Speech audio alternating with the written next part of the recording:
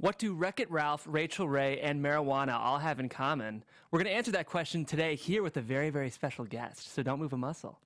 You're tuning into the destination for TV superfan discussion, AFTERBUZZ TV.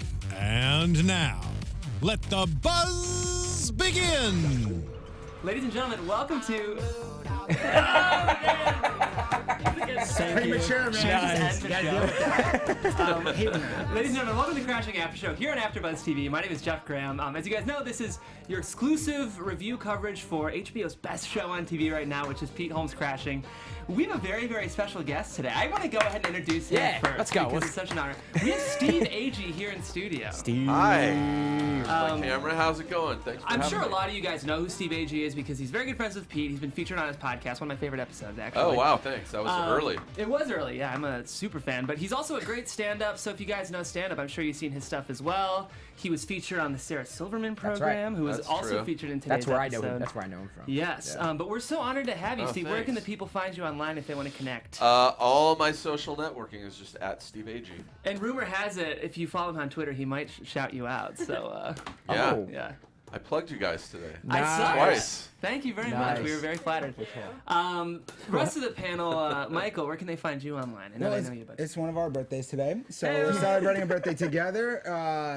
My name is Mike Rippe. You can catch me on social media at Mike Rips. It's his birthday. Happy birthday. Thank you very much. I'm Josh Rodriguez. You can follow me on Instagram and Twitter at Josh_Rodriguez_. What's your birthday wish? Let's have a good show. That's my wish. oh. Now that you said it out loud, it won't come true. Oh my God. Why'd you make him say it out loud then, Nina? Yeah, you asked him. You sabotaged. It wasn't She just spiked it in your face. It wasn't intentional. Anyway, my name is Mina Wahab, and you can find me on Instagram at Mina Makes Magic. At Mina Crush's birthday, dude. Mina Crushes. So, Steve, you were featured heavily in today's episode, which was so much fun. Yeah. I think I want to start by talking about that. Obviously, you played Sarah Silverman's friend on the show. You played Pete's friend. Yeah. That's true in real life, right? You're close to Sarah, aren't you? Yeah, I've been friends with Sarah for, God, almost 20 years. Nice. Wow. And I was introduced to Sarah by Dave Juskow, who was also in last night's episode. So you knew Dave as well. I owe Dave a career. Dave is the one who put me in a play that he wrote Oh, cool. and was doing here in Los Angeles. Somebody dropped out, and like 2 days before the play, a friend of mine who was also in it said, I have a friend, Steve, I think he'd be good for this. So I went in and I did that play, and Sarah came to opening night, and that's how I met Sarah. What was the character you played? I played, it was a play Dave Juskow wrote called Avenging Romeo, and it was about a band called Avenging Romeo that was huge in the 80s, and now we're all like, 15 years older, and the band just has gone nowhere. Huh. And so it's us trying to I was the guitar player, so Cool. we're trying to get our shit back. Can I say shit? You Yes, can you say can. whatever Absolutely. the fuck you want. Okay. This guy is cursing already. You have musician experience, so I'm sure that Yeah. was beneficial playing that I do a character, monthly sure. show in LA at the Improv. Is that true? Yeah, called Baked, and it's my partner on that show is Brendan Small, who he created Metalocalypse on Adult Swim. Oh, yeah. And so it's a night of stand-up and music. I That's can't pretty wait cool. to go to that show. That's awesome. Wow. I didn't even know.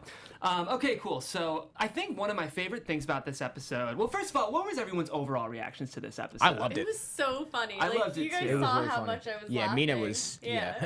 Yeah. It was a really special episode, I felt. It was, I don't know, I really liked the way it captured, like, the beats of what friendship is. Like, I'm Yeah. excited to talk about that montage And it was that a you big guys... turning point for Pete. Yeah. Huge turning point for Pete, yeah. This was the most confident and accomplished he has been so far in this entire series. Yeah, I think the introduction of him as a warm-up comic is a great transition for him into a professional experience, because I do think even the actual Pete has, like, a lot of the skills that would serve a warm-up comic well. He's Yeah. warm, He he's would be a friendly. great warm-up comic. Yeah, for sure. Have I you don't ever know if done- he's ever done it, but I think he'd be a great... Have you ever done warm-up before? Just watching that last night made me so depressed. Wait, that's interesting. Why depressed? I'm intrigued. Just you're performing for a lot of people who are there not to see you.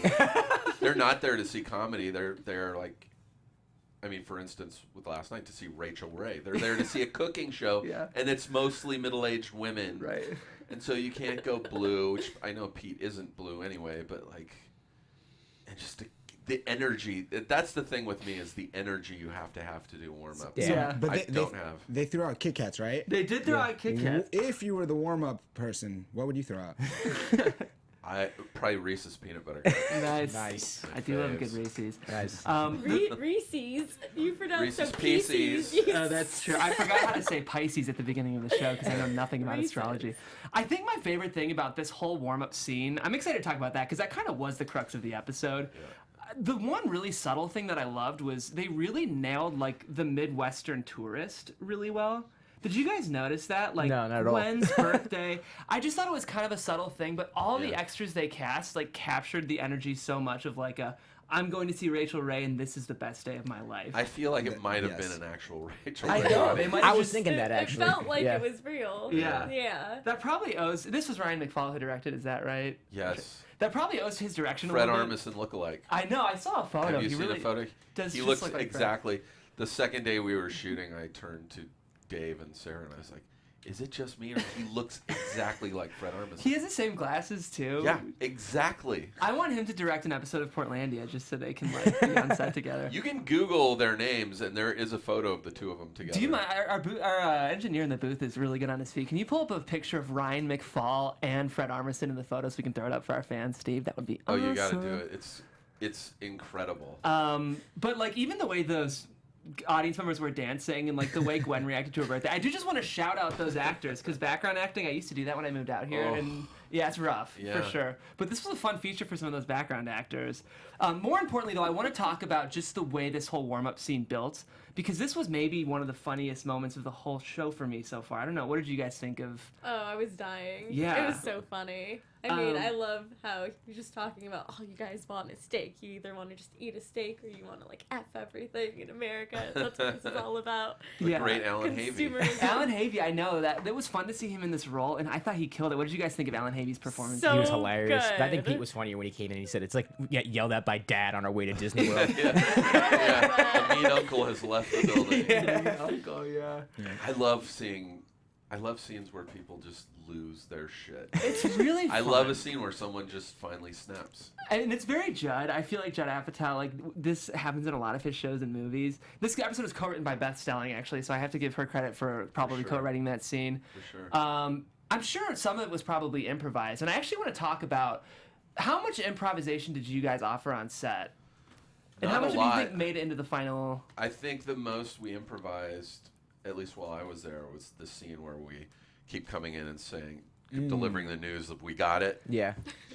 A lot of that was improvised. That was I think that was all improvised. And that was actually. really funny, That- too. And we did that for like an hour. That's what I wanted to know. That scene was great. How Yeah. many times did you do that scene?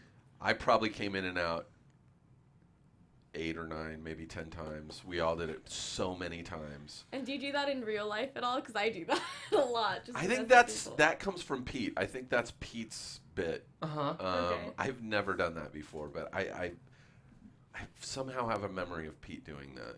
It was really sweet. I think that was my favorite thing about this episode was I found it to have just like a huge heart.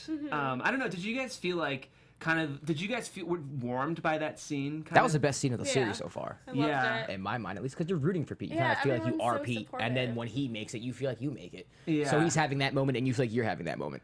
Yeah, it was really sweet. And then, like, immediately after, there was that awesome montage with all the food. I want to talk about, like, how was that shot? Like, what did that look was like on set? the worst.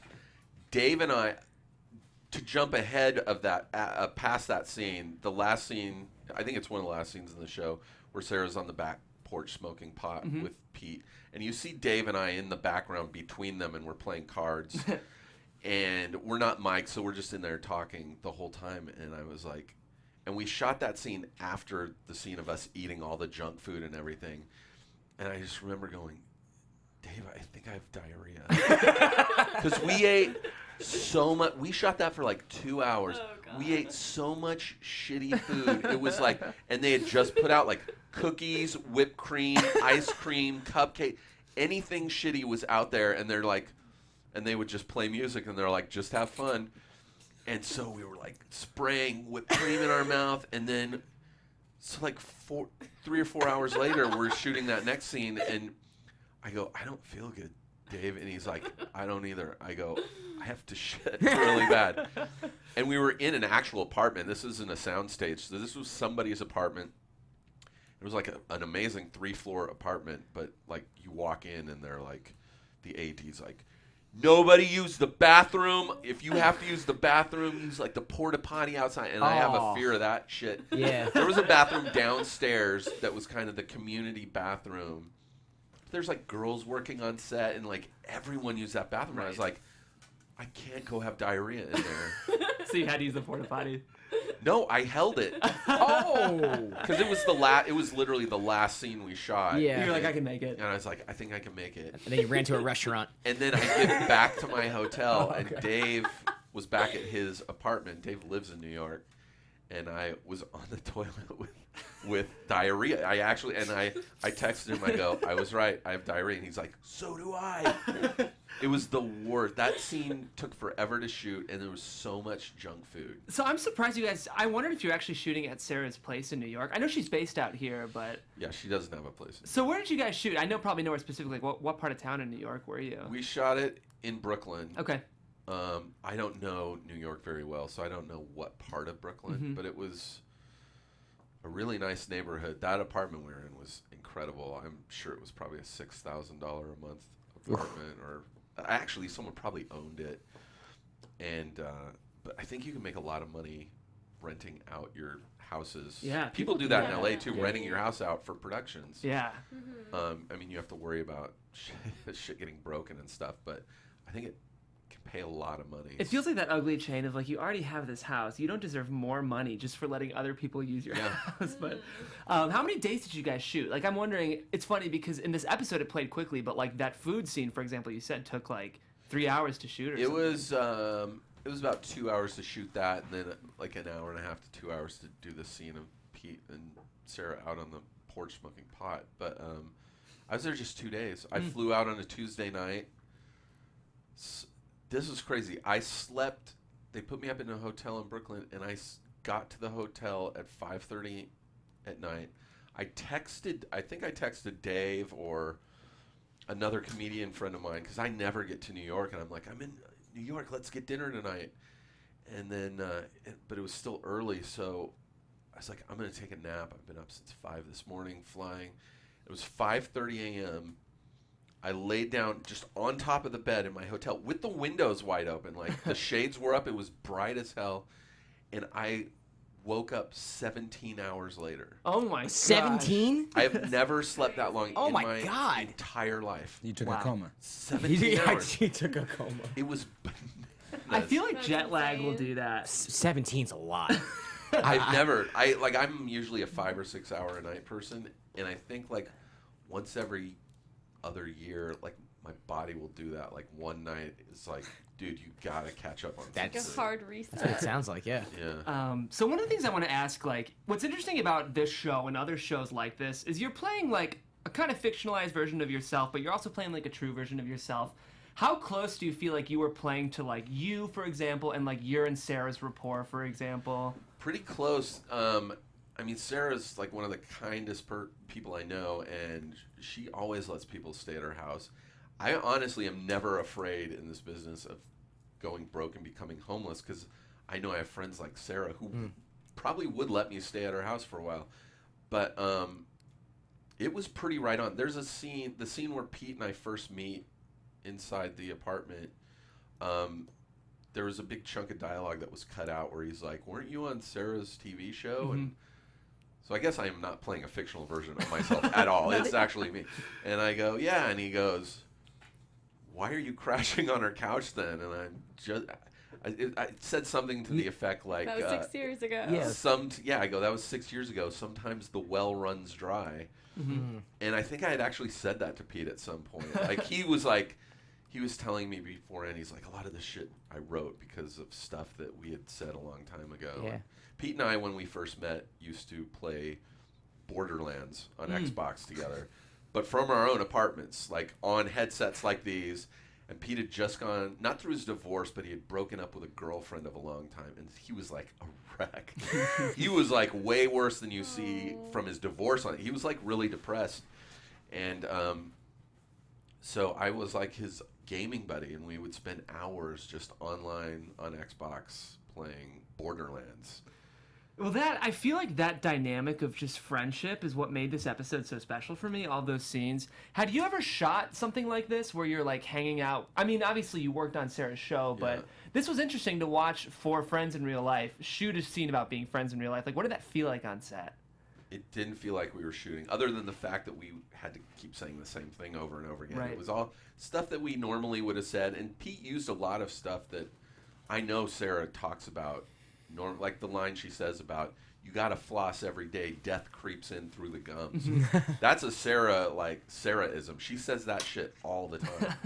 I see Sarah flossing constantly. She's got the best teeth in the business. Nice.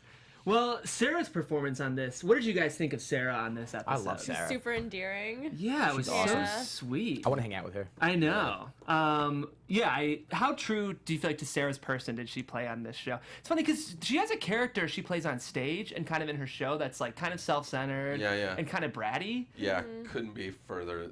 She's very close to how she was in this episode. Like she's super nice, super generous, and that she would literally let all three of us crash on her couches if we needed to. When are we doing that? I know. I'll call her right now. What are you guys doing tonight? Absolutely. It's his birthday. Can you go crash Birthday upstairs? party? Yeah. Come on. Let's do it. Sarah. We'll have like a party like that. Sarah's also a homebody, and she never leaves her apartment. She doesn't like going out. I've noticed that because when she guests on people's podcasts, usually they go to her. So I just assumed. I've known Sarah almost 20 years. She's never been to my apartment. That's a fact. Nice. It's like, come over. Well, she was so sweet in this episode, and I loved the inclusion of having a podcast because that's also such a contemporary stand-up comic thing of just like going on a podcast. So Yeah. were you guys surprised when Artie came back and they were on that podcast? I was like, finally my prediction comes true because Yeah. I knew he would come back in one of the episodes. I didn't think it would be over the phone. I thought it would be in person, but I love that they incorporated Does him again. Artie have a podcast in real life? I should know that. I bet he doesn't. I think Probably he does. just some radio thing. He's probably sick of radio because of all that time he spent with Stern. I was gonna say if anyone should have a podcast, he'd be great because he has so much talk radio experience. But I think he does. yeah. Yeah. Well, okay. I want to talk about. We kind of touched on it, but the warm up thing, like going on Rachel Ray. Were you guys happy to finally see Pete get some success, or do you think they should have held out longer? Yeah, absolutely. I think that's why we enjoyed the episode so much. Yeah. Was because we went through the struggles with him. Like when I told you about the whole barking situation, how we felt like we were barking with him. Like Yeah. we felt like we won with him. We felt like we finally made it with him. So yeah, I loved it. Yeah. I was impressed to see him. He's owning the corner finally. Like he's in complete control of the corner now, and also the warm up. The warm up. He was like, it was like a different Pete. Mm-hmm. He was like, he owned that. Like that was the first time in the whole series where I felt like he was totally in control. He was getting everyone. He'd get up and dance, like. You know, like Ugh, that is so Pete. Sure of himself. he's been so not confident Right. and being I know. beaten down so far. Outside of the time he got the little $250 in the wrong name, but you know the warm up it was impressive. When I first heard that he was doing this show and it was called Crashing, it was about staying on different people's couches, I was like, how's that gonna work? Like, just every episode you're gonna be staying on a different person's couch. That seems like it's gonna get old, but it's totally not gotten old, and it's been spread out. It's not like every week. You know, there was 2 weeks at TJ's, one night at Artie's, then God, where was he staying the last? Jermaine's. Jermaine's, yeah, and then Sarah. So it's not been just shoved in your face every episode. It's And totally not only worked. has it not gotten old, I think it's actually been a benefit because it's been able to include a lot of different comedians from around the spectrum of things. Yeah. It is so fun to have a show that's really dedicated to comics because obviously you've had shows like that, but even like a Louis or a Seinfeld's an old show, but even like Maron's show, they bring on a lot of traditional actors and actresses, which obviously comics are. Like you've had crossover, you've done plays, but it's fun like to have like Aparna on the show and Jermaine, and it's really fun to just kind of raise a throne to the artist stand-up. Yeah. I think it's been a really, really fun experience. See comics in their own element. Yeah, absolutely. And playing comics, you know? Yeah. And seeing the nitty gritty too, the little things that you maybe don't even think about. that go along with being a comedian. Like Yeah. performing in front of Behind the nobody scenes. because Performing you're in front- barking for 4 hours That and was a wanting to get great jokes in. scene. Oh my god, that was hilarious. The Mrs. Jetson stuff. Yeah. So uncomfortable. Or his parents in the audience. Yes. Oh That my is gosh. Oh yeah. A nightmare scenario. Yeah, can you talk about the experience? Do your parents? I mean, I'm sure they obviously are supportive because you've had a lot of success. But what was it like? I don't know. What kind of? Did you grow up in a traditional family? Or Yeah, I grew up in a much like Pete, a religious Christian, Yeah. conservative family, and I am shocked at how supportive my parents were. Like it was like I could always tell my parents really didn't want me to do what I'm doing, but they never said that, and they were always just like, all right, go ahead. Nice. They were so supportive. They should talk to my parents. Yeah, I'm just kidding, Mom and Dad. I love you guys. You talked about insecurities in stand-up. That's something that is really the tidbits of stand-up are some of my favorite things. Like seeing barking, seeing like there was like the tidbit of like make 4 feel like 5. There's just a lot of Easter eggs that I feel like kind of pay homage to what stand-up is. And the insecurity you talked about, I loved how Mort, I think that was the name of the stand-up comic that was played by. Gosh, now I'm forgetting his name. He's one of my favorite comics ever. Ever. The warm-up comic. We just mentioned his name. Oh, Alan Havey. Havey. I was gonna say Alan Oh my Avery. God, Which I he's think I was. great. Alan had a talk show like before Comedy Central was called Comedy Central. It was called like the Comedy Channel in like '89 for Nice. a few years. I think it was called Night After Night or something like that. And he was supposed to. I mean, the rumor was he was supposed to take over for David Letterman after Letterman left NBC. I mean, we all know now that it went to Conan, but I think Alan was like in the top runnings for that. Wow. I love the moment when his character was like so insecure about Pete being on set. Like I thought that was a really interesting insight into like probably the insecurity that comics feel. And Oh my God, yeah. there was of course the joke of like he Any wants. birthdays today? Is that like the material that he wanted to Yeah, feel? he's like, you don't own any birthdays. Oh my God, that was such a great That was scene. hilarious. But it was kind of interesting and very revealing. I thought for him to come over and be like, "What? You're helping me dig your grave. You're asking for advice from me." Do you feel like?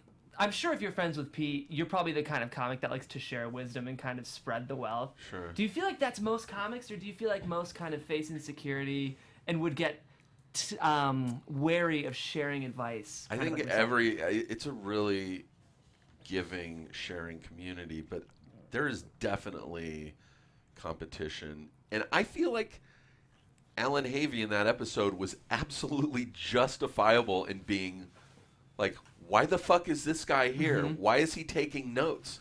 That was absolutely, I would have been freaked out too. Yeah. If I'd been doing that job for a couple of years and then all of a sudden here's this like fresh-faced kid just taking notes, I'd be like, seriously, why is he here? I would have spun out of control too. I think a lot of people would. I'm curious to know what the best advice and the worst advice you've ever gotten was when you were first starting out as a stand-up comedian.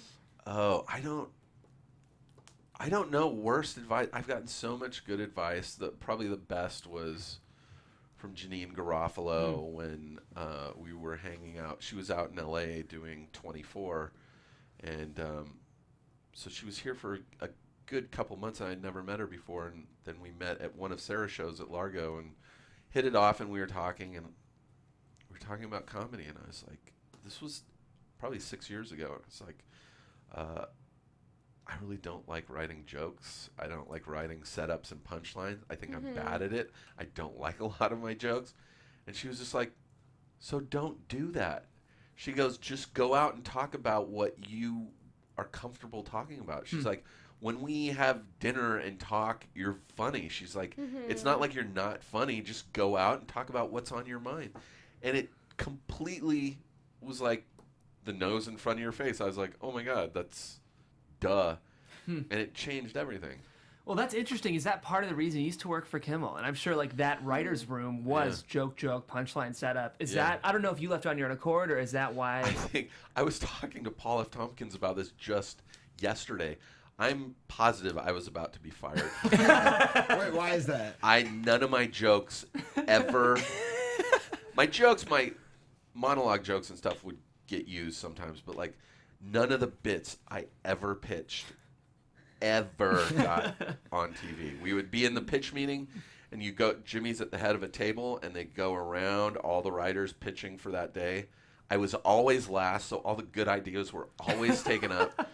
And I'd be like, what about a bit called Leftovers, where we take all the jokes that we didn't use? And he was always like, no. And he would never look up from his, he was like, no.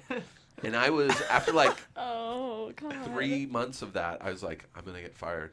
I go, I am going to get fired. I knew it. I could feel it in my bones. And that's when Sarah's pilot got picked up, and I left on my own to go act, but I would have been completely fired. Who in that room, the writer's room, comedian-wise, was the one getting most of the pitches, the jokes picked up? Because I used to hear that Corolla was the one that would get all of them. Adam was gone by the time I was there, in the writer's room at least. I started out doing research on the show, but Adam was gone. Pretty much everyone but me. Jimmy's cousin Sal always got stuff on. This guy Tony Barbieri, Steve O'Donnell, who was the head writer at the time, and who used to be David Letterman's head writer. Oh, yeah. Steve O'Donnell's the guy who created the top 10 list. Well, it's a different beast. I mean, like, stand-up is not the same as late-night writing. And, like, I think a lot of and people... it's a different audience, I feel like, Yeah. too. Like, I think a lot of people are like, I want to be a comedy writer. And then you're like, oh, what It's so kind? hard. Right, do you want to write stand-up? Do you want to And write for jokes? a talk show, it's hard because it is the same thing every day. You go in at like 9 a.m., open up a newspaper or go online to look at the news, and it never ends. Like, it's a year-round gig. You get a hiatus every few months, but it's the same thing every day. And there are people who are really good at it. Yeah. It's an acquired skill. You know what else is an acquired skill, Josh Rodriguez? What is an acquired skill? Shaving your face. Your face looks amazing. Thank you, guys. That's because I may or may not use, I do use, Harry's razors. As you Me guys too. know- do you really? I fucking love Harry's razors. You're a podcast guy, so I'm sure you actually do use Harry's Yeah, razors. they're great. As you guys know, these shows come to us for free, and that's because of our amazing partners like Harry's razors. As we all know, shaving, like with traditional shaving, like Gillette and all that, is unnecessarily expensive. Like, it Yes. really does rack up so quickly, and you're kind of like, why does this razor cost as much as it does? And that's why we're so genuinely excited to actually bring you guys some news about Harry's razors. Harry's razors is a company that for decades noticed that one big razor company had relentlessly increased prices and reaped immense profits at the expense of its customers. So they decided that by taking less profit and selling directly to consumers over the internet, they could offer their blades at half the price, and they're actually twice the quality. $2 a blade compared to the $4 or more you'd be paying at the drugstore for other blades. Yeah. So actually, with this promotion, you guys can actually try Harry's for free. Just so you know, Harry's is so confident you love their blades, they're giving you a free tile for free. And all you got to do is cover the $3 of shipping. So your free set includes a weighted ergonomic razor handle. Ergonomic. It's orange. What does that mean? And it's orange. It's rad. He does use it. Yeah. I He's do. not just talking. I've read this same copy that you're reading, and I eventually just started straying away, going, it really is an amazing razor. It's got a absolutely. little, on the end of the razor, it's got a little mini razor for getting, 'cause with a razor, the nose hairs? The I nose can't is get worse. Wow, right up I got him against right the here edge of my too. nose. I can never get. I know. They have a little blade on the end, so you use it. Mina, You're not Yeah. one of your guys. What are you doing? I'm showing the public my nose hairs. That's a Harry's razor's Yeah, nose. I need- if I've I ever need seen Harry's one. razor. Yeah, they're great. But anyway, we'd love for you guys to try a free trial set, including the 5 razor handle, 5-blade cartridge, and shave gel. So if you're interested, it's all good. please go to Shave gel. harrys.com/afterbuzz. Again, that's harrys.com/afterbuzz right now. Nice. Wow, he killed it. Thank you very much. So I'm trying to think of other stuff. This was such a great episode. What do you have, I could Mike? think of something else. Yeah. Are you really into peanut butter and jelly? Oh yeah, that's true. I am into peanut butter and jelly. I peanut butter and love peanut Grape butter or strawberry jelly? Sorry. I decided. Yeah. Between those two, I would go strawberry, Okay. but I usually go raspberry. Ooh. Yeah. I don't know if I've had. I apple. haven't. I dig that. And Have you? super chunk. Sometimes even blackberry. Blackberry's like Blackberry's good. And super chunk. See, in my head, chunk, at that yeah. point, it's now jam. Do you guys know what I Well, mean? yeah. I feel like if What's the it's difference between jam and jelly? Jelly has anyway? seeds. is that true? That's No, Oh. preserves are the when you get home and you're like, Preserves. oh Jam fuck, I seeds. bought preserves. Seeds. Ugh. No, I actually like it when it has the seeds. It feels like Get out. No, it gets stuck in your teeth. What are you talking about? I like You gotta it. hang out with Sarah and get flossing. Texture. Yeah. Well, of course, the last scene of this episode is I think we all have left to talk about. First of all, it's fun to see Pete lose his marijuana virginity. I thought this was very funny. And I thought like they kind of captured, from what I understand, the experience of what it's like to kind of for the first time experience the effects. Yeah. Nothing happens. Yeah, that's true. The first time, that's what I've heard. But he was very sweet, and this was another moment to me that was just so sweet. And I think like the endearing heart of this show has been my favorite thing that I've seen so far. And of course, Pete gets a hotel room. What did that kind of symbolize to you guys? Pete staying in the hotel room. He's on the way up. He's on his way up. Yep. Definitely. Anything we haven't talked about the episode specifically that you guys wanted to cover? No, Just the start. Yeah, that's They had to play the joke to get rid of him. Like, flag yeah. him to get rid This of guy him. sucks. This guy sucks. That was an ouch moment for Yeah, because I Mr. thought he was Holmes. getting along with what was his name? I'm sorry, Jermaine. In real life, it's Jermaine Yeah. Fowler. I don't know his name. I thought he was getting along with Jermaine pretty well. They got food samples and all that stuff Whole Foods. Yeah. at Whole Foods. I thought they were getting along, and to see him get kicked out like that or deceived kind of surprised me. Maybe because he's so cheery and like that can get annoying for some people. What do you like mean? Jermaine. No, Pete Holmes. I know, I'm just Oh yeah, we both are very cheery people. He's so positive. I guess with that. Oh, last thing. Favorite quotes. Favorite quotes. That's what I was Yeah. forgetting. It was said, but I'm gonna go ahead and repeat it because I thought it was so great. Go ahead. We all love this quote. Go I ahead. feel like Dad just yelled at us on the way to Disneyland. Yes. It was pretty funny. That was hilarious. And then we had the same one. If Yeah. you want to do that one. When Sarah's like, "I'm not gonna fuck you. Ask Steve. He might fuck you." Would you? So That's would a you? question. Would you fuck Pete? Okay. What if Sarah made you do it? All right, I Mike. still no. He's the worst. I actually have another. I have No, I'm another just one kidding. too. He's after you. engaged. That's the only He's the reason. worst. He's got a fiance now. So. I wrote down a lot of quotes, but I think just because this one is the one that I can relate to the most, it was just when they said, "Take the mic and do your job." Yeah, that was a like- great. The way that escalated, the tension was really palpable there. I thought it was really, really great. It was good. And I also like the scene between Sarah Silverman and Pete Holmes where she's like, "You're homeless?" He's like, "No." "Do you have a home?" "No." "So you're homeless." "Not all who wander are lost." That's true. That was the sweet. J.R.R. Token Lord of the Rings. And I could so quote. Is relate. that to- what that's from? Yeah. Okay. Yeah, Oh, yeah. I didn't know that. I could so relate to the idea of him being like, no, it's like a different category. Just because I don't have a home, I'm not homeless. It Right. always feels like that's a whole different kind of thing, you know? Like when you first move here, you're looking for a place. Yeah. You would never call yourself homeless. Right. You're just but looking. Yeah. You're just Without looking. a You're just home. crashing. Yeah. I do Thank have you. actually a question Nice. for you. Yeah. So, because we all know that you did that whole thing where you shouted out all of your 5,000 Twitter followers. Oh, yeah, It actually yeah. ended up being like over 7,000. Yeah. April Fool's is coming up Yeah. this weekend. So, Yeah. what's the best prank you've ever pulled on someone? Good question. Actually, it might be last year. I photoshopped my picture onto an article, an online article from Deadline.com that was announcing Robin Wright had joined the cast of the new Blade Runner movie. And so I photoshopped my picture over hers in the little frame, and then just photoshopped my name over her. Steve Agee has joined. And I didn't even change any of the text. So it keeps referring to her or she. And I just put it up, and I wasn't even thinking that it was April Fool's. I was like, oh, this is fun. And I just put it up. On April 1st? I would have done it on any day, but Oh. it happened to be April Fool's.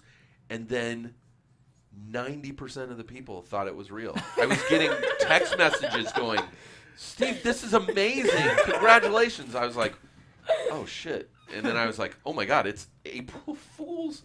It was awesome. It's really Oh, that's funny. And then brilliant. what's the best prank that someone has pulled on you?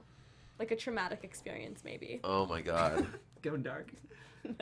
I can't think of one. I did one time try to prank a friend and it backfired. A friend of mine was crashing at my house when we were watching TV, and he fell asleep on my couch.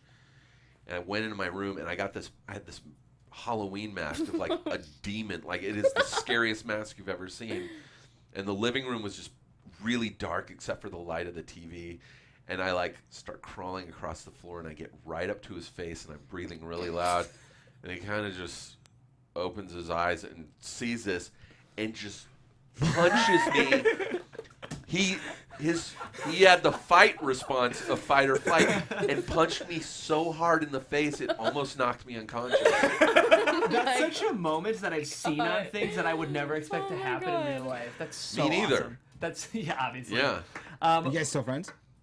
Yes, we're still, this was like 15, 20 years ago. Oh man. Well, I guess with that, do you guys want to get into some quick predictions? Let's do for it. the show. Let's do it. It's our prediction Now, drop. your AfterBuzz TV. Never gets old. Never gets old. Never gets old. It never feels too long. It's just great. Any predictions from you guys? What do you know anything about what's going to happen next on the show? So you got to probably. I don't know about the next episode. I know stuff that happens coming up, so I tread don't want to lightly. ruin it for you guys. Fair Yeah. enough. How about you guys? What do you guys I think think- is going to happen? Wifey comes back missing him. Yep. And Pete's moving from closer to being the closer than the warm up. Ooh, I like closer to the closer. Nice. I feel like this is my prediction every week, but I'm just gonna say it. I think that Jess is gonna come back. She's gonna get sick of Leaf, Yes. and she's gonna Leaf. want. That Weird name, guy's right? great. We're trying to get George on the show. Oh Yeah. my He's god, been- he's so funny. Too I busy think he's doing his- abroad, but Is he an LA guy? he's normally is. He could have made it a couple weeks ago. Happy birthday Happy birthday to you. Happy birthday, dear John. Happy birthday to you. Blow it out! Blow it out! Thank you. Blow it out. Happy 21st birthday. Thank you. Josh. Thank you. Look at Welcome. this candle they got me. This is awesome. Can Thank you finally guys. Thank you. Any What predictions is from this? you, Mina? It's like That a. scared the shit out of me. by the way. That's the best prank we've ever Yeah. done. I didn't know what was happening at first. I think he's vegan. It's like a doesn't matter. cinnamon roll. I'll eat it. I'll eat Yeah. it. Looks good. It is very good. I've had it. Mina, any predictions from you? I think that if is her name Jess? If Jess does, if Lauren Loftus's character comes back, then I think she's gonna see Pete with Sarah Silverman and be like, "What's going on?" Ooh. Snap. Could be something like that. Or see him successful and be like, oh.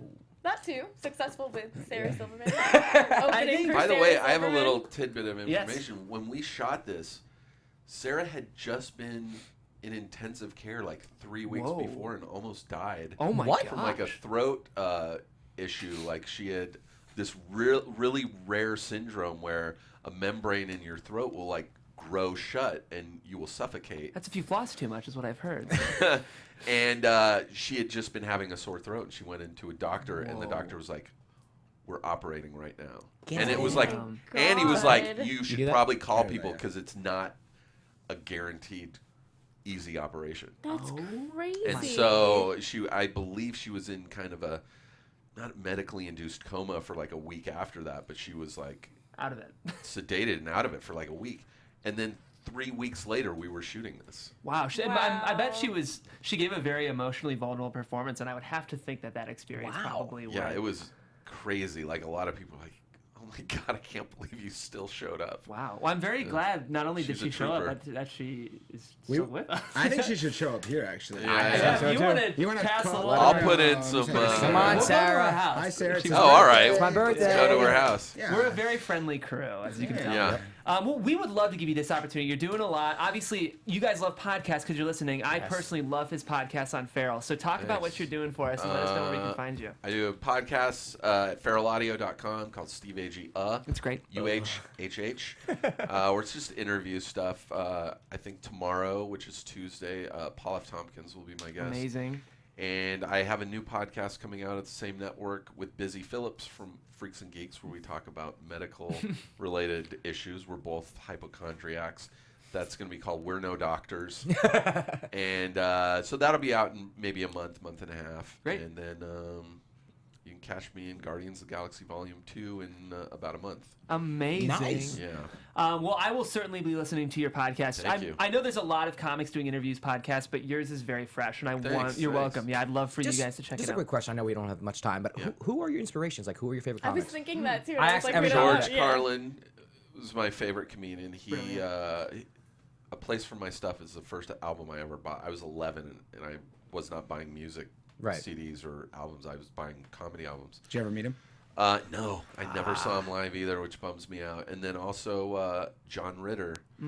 Three's Company was my favorite show, and that's kind of made me want to be an actor. Wow. Nice. Cool. Yeah. Well, we can't thank you enough for being here, Steve. Thank you pleasure. so much. Absolutely. bet. And yeah, my name is Jeff Graham, guys. You guys can find me on Twitter at Jeffrey C. Graham. We're here every week at 4 p.m. talking about our favorite new show on HBO. Where can the rest of the people find you all? My name is Mike Rippe. You can find me on social media at Mike Rips. The underscore artist right here. Underscores. Shoot. Josh Rodriguez, Twitter, Instagram, Josh_Rodriguez, understand. Underscore. Underscore. A lot of underscores. You'll find him. The underscore artist. I'm off to a rough start this year. I'm off to a rough start. Birthday. Happy birthday. Thank you. He's hammered. My name is Mina. You can find me on Instagram at Mina Makes Magic. And you guys can find us every week here at 4 p.m. on AfterBuzz TV. We'll see you then, and thanks so much for tuning in. Take care. See you next time. Bye. From executive producers Maria Menounos, Kevin Undergaro, Phil Svitek, and the entire AfterBuzz TV staff, we would like to thank you for listening to the AfterBuzz TV network. To watch or listen to other after shows and post comments or questions, be sure to visit AfterBuzzTV.com. I'm Sir Richard Wentworth, and this has been a presentation of AfterBuzz TV.